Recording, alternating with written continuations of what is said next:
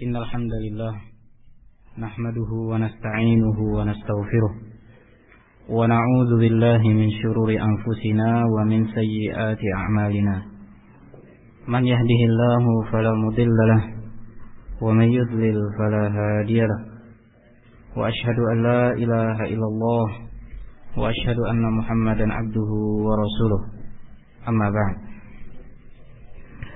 Ikhwani fiddin rahimani wa rahimakumullah. Alhamdulillah pada malam hari ini kita bisa hadir di masjid ini dalam rangka kegiatan rutinitas kita sekali sebulan, belajar, menuntut ilmu, memperdalam pengetahuan kita dalam permasalahan agama ini, terlebih dalam permasalahan akidah, yang mana barakallahu fikum kita sadari bersama umat manusia, terkhusus umat Islam, berada dalam keadaan krisis akidah, krisis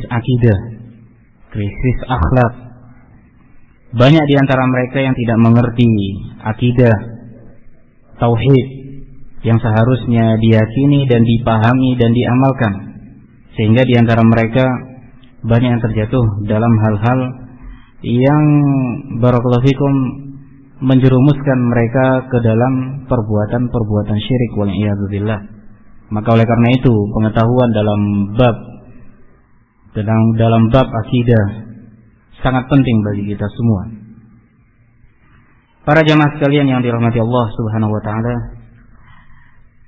sudah beberapa kali pertemuan kita jelaskan tentang surat Al-Fatihah. Kita mempelajari ayat demi ayat dan memahami maknanya dan intisari atau pelajaran-pelajaran yang bisa diambil dari beberapa ayat yang sudah kita bacakan dari surat Al-Fatihah tersebut. Di antaranya bahwa pada surat Al-Fatihah ini, terkhusus pada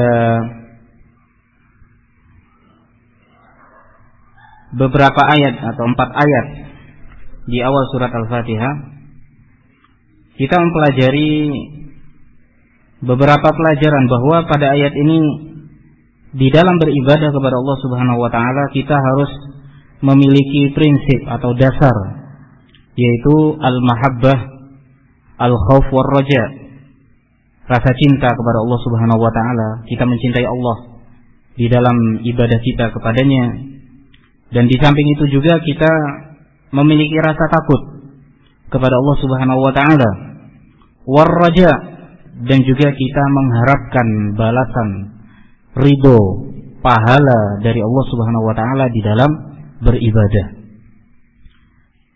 Tidak boleh ada orang yang mengatakan ketika dia beribadah, kalau kamu beribadah kepada Allah kamu nggak boleh berharap pahala, berharap surga, berarti kamu itu tidak ikhlas. Tidak seperti ini, ikhwan fillah jamaah sekalian. Justru inilah yang diperintahkan oleh Allah Subhanahu wa taala.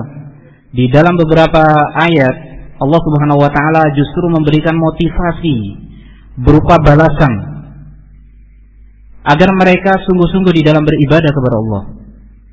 Motivasi mendapatkan kenikmatan di dalam surga. Faman kana yarju liqa'a rabbih, barang siapa yang berharap berjumpa dengan Allah di jannah dan melihat wajahnya dalam keadaan Allah Subhanahu wa taala ridho kepada mereka, falyamal amalan salihah, maka hendaklah dia beramal dengan amal saleh, wala yusyrik bi ibadati rabbih ahada, dan tidak menyekutukan Allah Subhanahu wa taala dengan seorang pun di dalam beribadah kepadanya.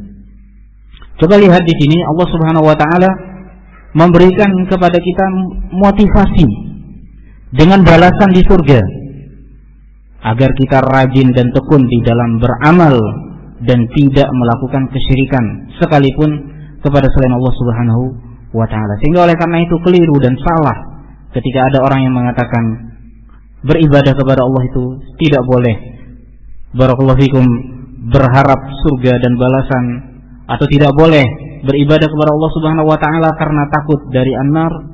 Barakallahu fikum, ini adalah pernyataan yang salah. Mereka menganggap bahwa ini akan mengurangi keikhlasan. La, justru disitulah letak keikhlasan kita di dalam beribadah kepada Allah Subhanahu wa taala. Kita cinta kepada Allah, kita takut kepada Allah Subhanahu wa taala, dan kita mengharapkan kemuliaan, keutamaan dari Allah Subhanahu wa taala di dalam beribadah kepadanya. Ini beberapa pelajaran yang diambil dari 4 ayat pertama dari surat Al-Fatihah, yang mana di dalam ayat ini, di dalam surat Al-Fatihah ini, kita mengambil, dijelaskan oleh Syekh Muhammad At-Tamimi An-Najdi rahimahullah, bahwa di dalam ayat ini terdapat bantahan. Yang pertama yaitu terhadap orang-orang Khawarij wal Wa'idiyah, orang-orang Khawarij dan orang-orang Al-Wa'idiyah. Siapa itu Al-Wa'idiyah? Yaitu orang-orang yang beribadah kepada Allah Subhanahu wa taala, yang mana mereka hanya mengedepankan dalil-dalil atau ayat-ayat yang di situ terdapat ancaman, sehingga dia hanya mengedepankan rasa takut tanpa ada rasa cinta. Barakallahu fikum.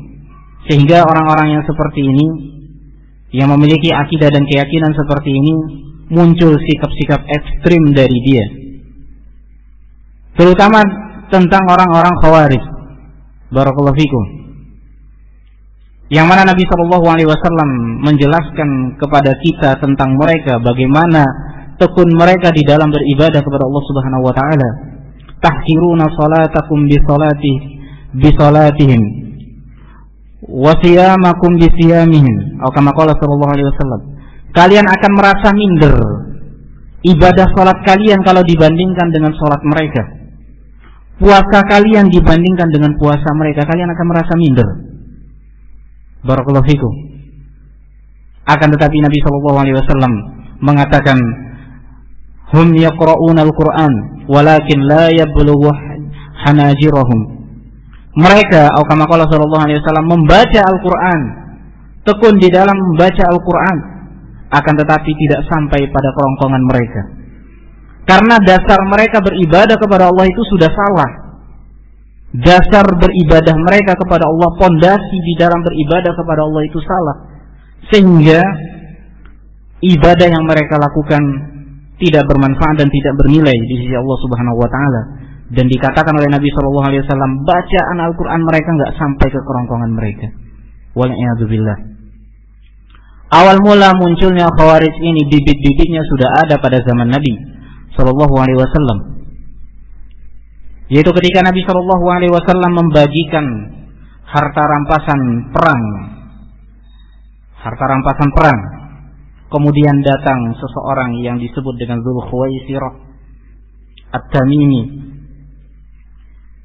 dan dia mengatakan, dia menggugat pembagian harta rampasan yang dilakukan oleh Nabi sallallahu alaihi wasallam dengan mengatakan, "I'dil ya Muhammad, fa innaka la ta'dil."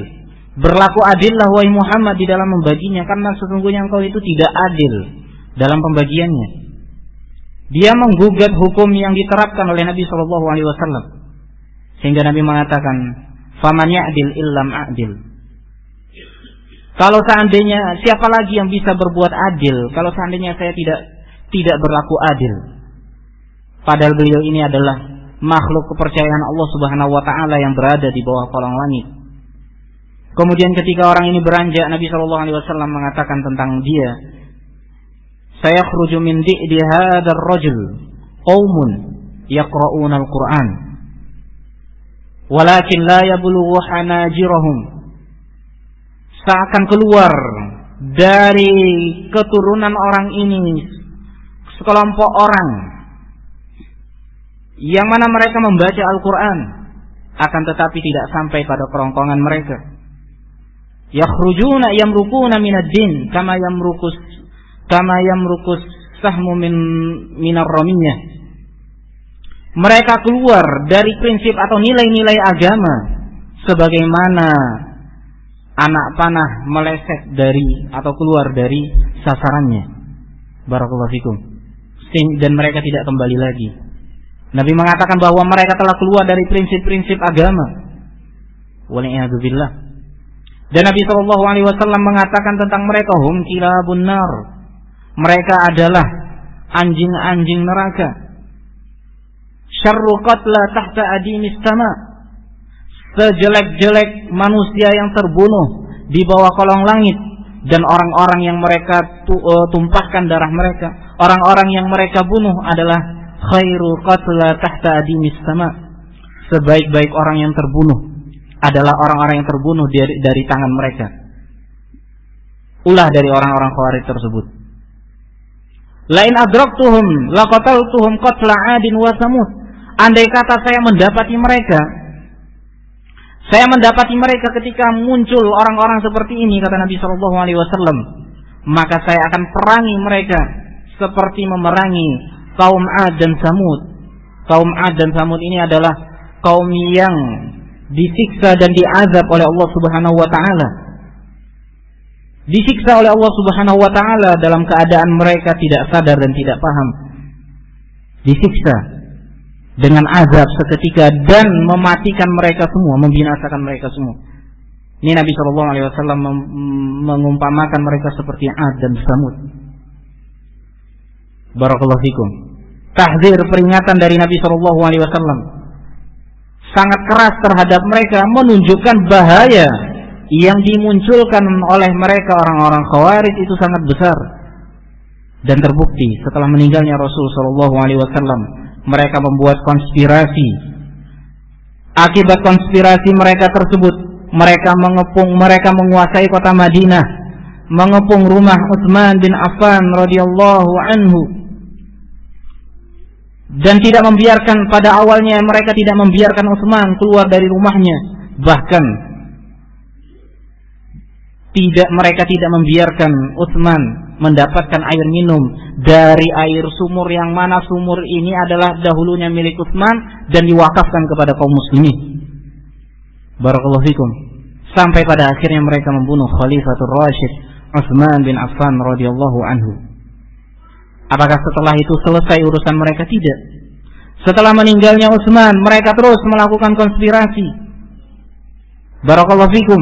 Banyak di antara mereka bersembunyi di barisan Ali bin Abi Thalib radhiyallahu anhu. Ketika Utsman terbunuh, para sahabat membaiat Ali bin Abi Thalib. Mereka bersembunyi di dalam barisan Ali bin Abi Thalib, yang ketika itu muncul fitnah-fitnah sampai terjadi perselisihan antara para sahabat, antara pihak Ali dan pihak Aisyah, sampai terjadinya perang Jamal. Dan perang Jamal ini, ikhwani fiddin, kaum muslimin tercatat dalam sejarah masing-masing dari dua belah pihak. Barakallahu fikum, yang menjadi korban akibat perang Jamal ini yang terbunuh sampai 3.000. Dari pihak Ali 3.000 orang, dari pihak Aisyah juga 3.000 orang. Dan kebanyakan mereka adalah para sahabat dan putra-putra sahabat radhiyallahu anhu. Barakallahu fikum.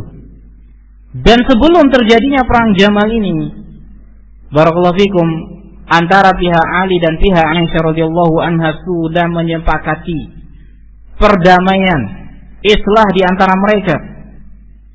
Barakallahu fikum. Masing-masing sudah mengirim utusan dan mereka menyambut bahagia islah perdamaian tersebut.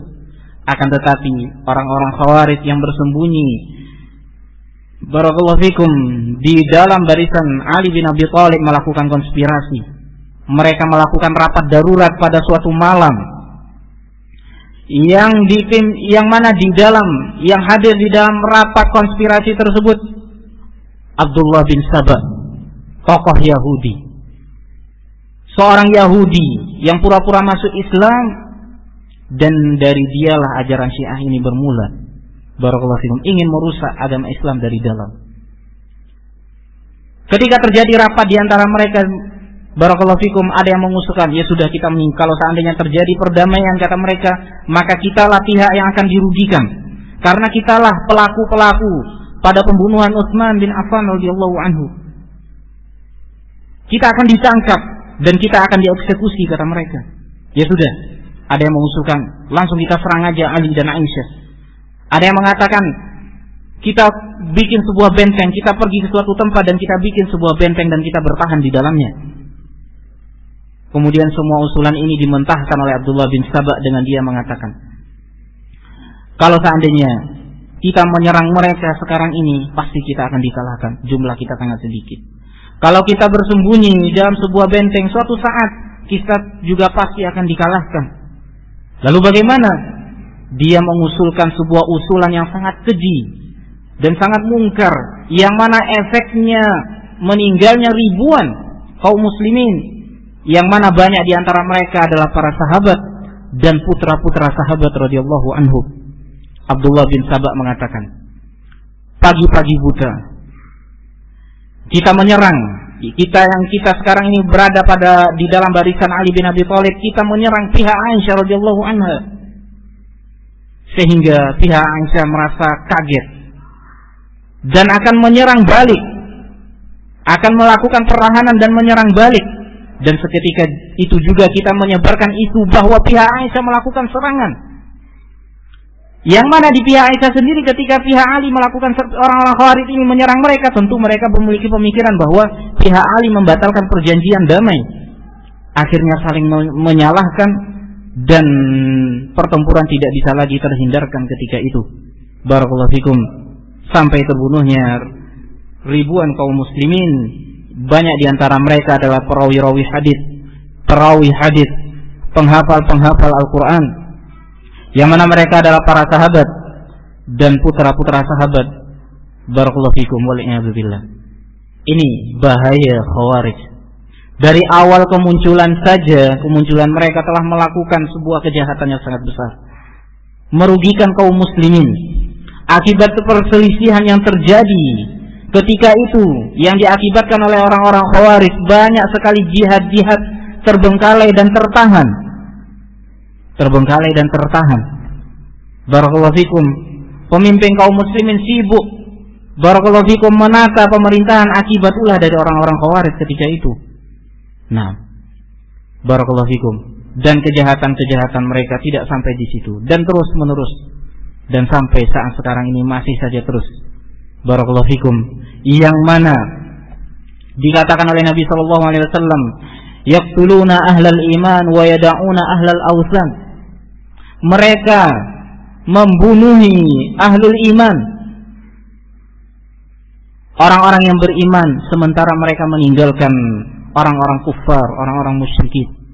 Membiarkan orang-orang musyrikin hidup, akan tetapi orang-orang yang beriman mereka perangi. Sebaik-baik jihad menurut anggapan mereka adalah jihad kepada kaum muslimin, memerangi pemerintah kaum muslimin yang sah.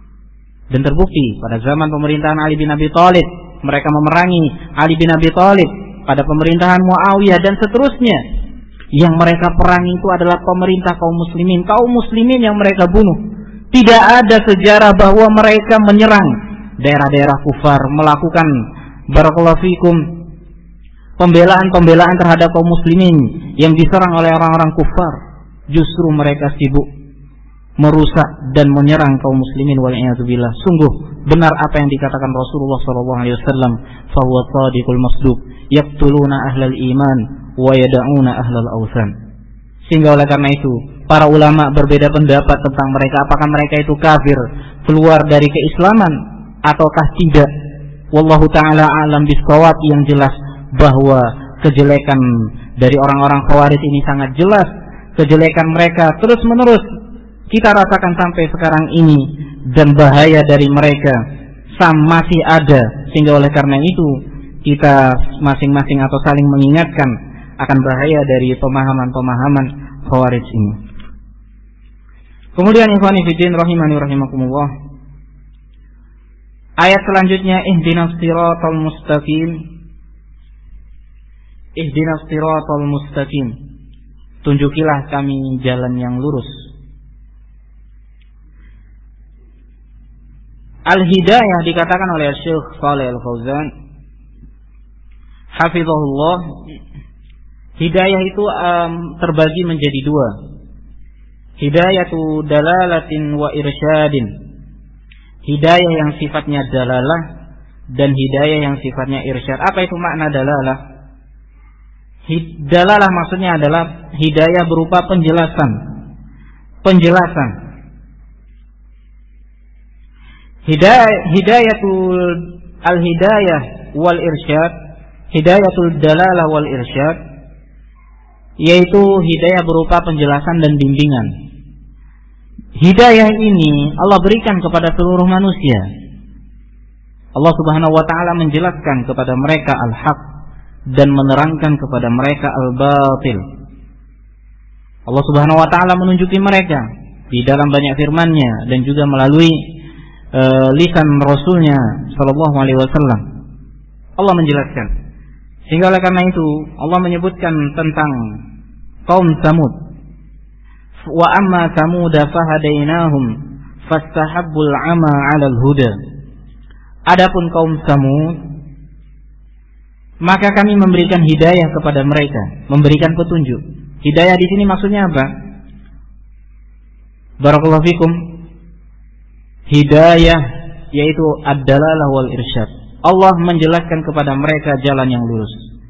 Akan tetapi fastahabbul 'ama 'alal huda.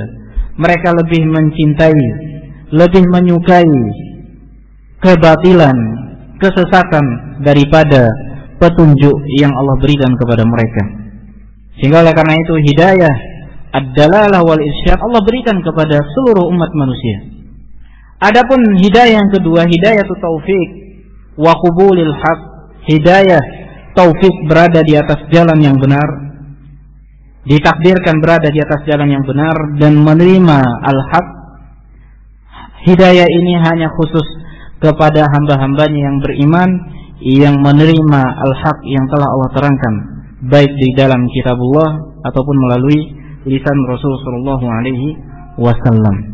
Dan hidayah seperti ini hanya khusus bagi hamba-hambanya yang khusus, yaitu orang-orang yang beriman yang sudah mendapatkan hidayah dari Allah Subhanahu wa ta'ala.